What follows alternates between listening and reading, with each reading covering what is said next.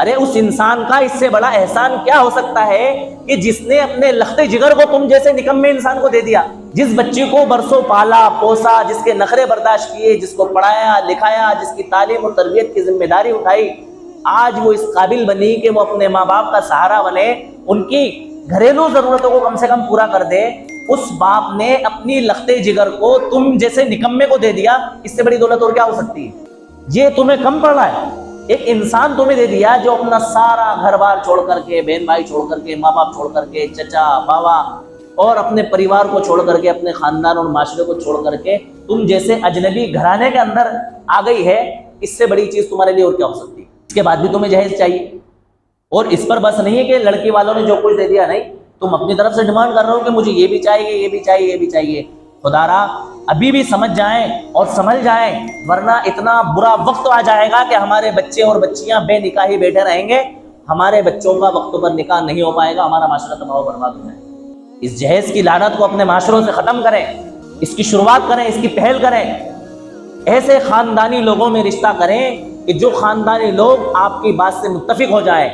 آپ حیا اور غیرت کے مارے ان سے بات نہیں کر سکتے، اپنے کسی رشتہ دار کے ذریعے ان تک یہ میسج پہنچے کہ ہماری حیثیت ہے کہ ہم بچے کو جہیز بچی کو جہیز دے سکتے ہیں، اور اچھا خاصا قیمتی جہیز ہم اپنی بچی کو دے سکتے ہیں، لیکن ہم اپنے معاشرے سے اس جہیز کی لعنت کو ختم کرنے کے لیے پہل کر رہے ہیں کہ ہم اپنی بچی کو جہیز میں کچھ بھی دینے کے لیے تیار نہیں ہیں۔ آپ اس بات کو قبول کریں، ایکسیپٹ کریں، تاکہ اس کے ذریعے ہمارے معاشرے کے اندر کیا ہو؟ شروعات۔ اس کی شروعات مالدار لوگوں کو کرنا پڑے گی، پیسے والے لوگوں کو کرنا پڑے گی، جن کے پاس حیثیت ہے۔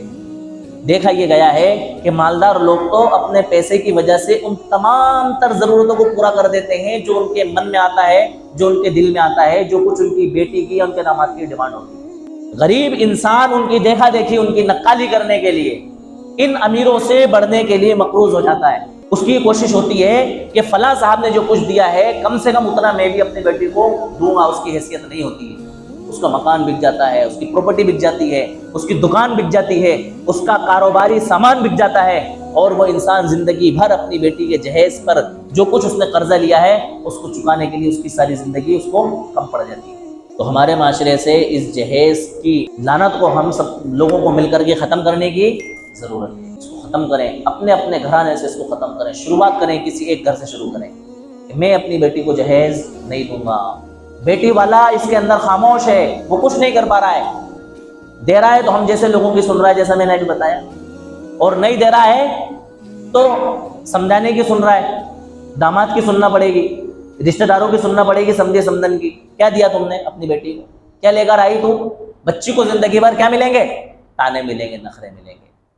لہٰذا لڑکے والوں کو اس کی پہل کرنا پڑے گی کہ جہاں وہ اپنے لڑکے کا رشتہ کر رہے ہیں ان سے صاف بات کر لیں اور کہہ دیں کہ آپ کا اس سے بڑا احسان ہمارے اوپر کچھ بھی نہیں ہو سکتا کہ آپ نے اپنی لخت جگر کو ہمارے لیے دینے کو قبول کر لیا، اس سے بڑی کوئی دولت اب ہمیں نہیں چاہیے، ہم جہیز میں ایک ٹوٹی ہوئی کھیل بھی آپ سے لینے کو تیار نہیں۔